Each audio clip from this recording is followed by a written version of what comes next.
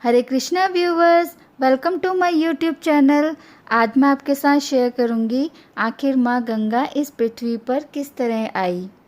गंगा नदी को मोक्षदायिनी और जीवनदायिनी के नाम से जाना जाता है। हिंदू धर्म में भी माँ गंगा का विशेष महत्व है। यह भारत की सबसे महत्वपूर्ण नदियों में से एक है, जो भारत, नेपाल और बांग्लादेश में कुल मिलाकर 2525 किलोमीटर की दूरी तय करती है।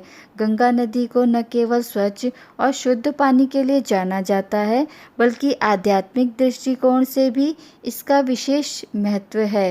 हिंदू धर्म में इन्हें देवी के रूप में पूजा जाता है। भारतीय वेद एवं पुराणों में माँ गंगा के संदर्भ में विस्तार से बताया गया है।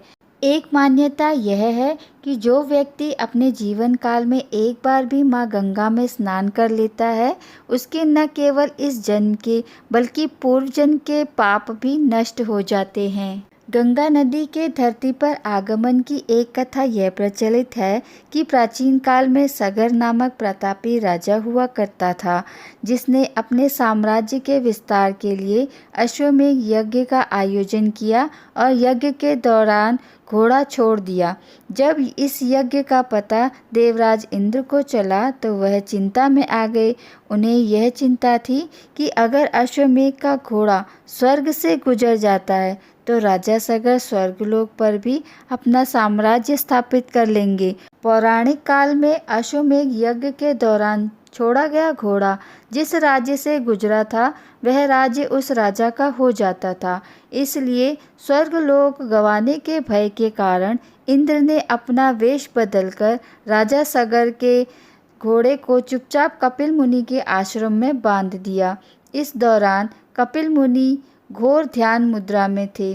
जब घोड़े के चोरी की बात राजा सगर को मिली, तब वह अत्यंत क्रोधित हो गए और उन्होंने आवेश में आकर अपने 60,000 पुत्रों को घोड़े की खोज में भेज दिया। जब उनके पुत्रों को यह ज्ञान हुआ कि कपिल मुनि के आश्रम में वह घोड़ा बंधा है, तब उन्होंने भ्रांतिवश कपिल मुनि को चोर मान लिया और उनसे युद्ध करने के लिए आश्रम में घुस गए। ध्यान मुद्रा में लीन कपिल मुनि को जब शोर सुनाई दिया तो वह घटना स्थल पर पहुँचे, जहाँ सगर के पुत्र उन पर घोड़े की चोरी का झूठा इल्जाम लगा रहे थे। यह सुनकर देव मुनि अत्यंत क्रोधित हो गए और उन्होंने क्रोध में आकर राजा सगर के सभी पुत्रों को अग्नि में भस्म कर दिया और उनके सभी पुत्र प्रेत योनि में भटकने लगे। ऐसा इसलिए क्योंकि बिना अंतिम संस्कार किए राख में बदल जाने से पुत्रों को मुक्ति प्राप्त नहीं हो पा रही थी। राजा सगर के कुल में जन्मे राजा भगीरथ ने अपने पूर्वजों की आत्मा की शांति के लिए भगवान विष्णु की कठोर तपस्या की। तपस्या से प्रसन्न होकर जब भगवान विष्णु ने भगीरथ को दर्शन दिया तो उन्होंने वरदान मांगने के लिए कहा। भगीरथ ने पूर्वजों की आत्मा की शांति के लिए माँ गंगा को धरती पर लाने की प्रार्थना की। माँ गंगा मृत्यु लोक में आने के लिए तैयार नहीं थी, लेकिन उन्होंने एक युक्ति सोची और यह शर्त रखी कि वह अति तीव्र वेग से धरती पर उतरेंगी और रास्ते में आने वाले सभी चीज़ों को बहा देंगी। गंगा की शर्त से भगवान विष्णु भी चिंता में आ गए और भोलेनाथ से इसका हल निकालने के लिए कहा। तब भगवान शिव ने कहा कि वह गंगा को अपनी जटाओं में समाहित कर लेंगे, जिससे धरती पर विनाश नहीं होगा।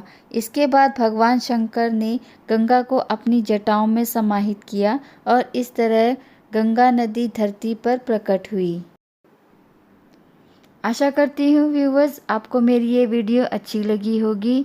मेरी वीडियो को लाइक, शेयर और सब्सक्राइब करना मत भूलिएगा और बेल आइकन को भी दबा दीजिएगा ताकि आने वाली हर वीडियो की नोटिफिकेशन मिल सके।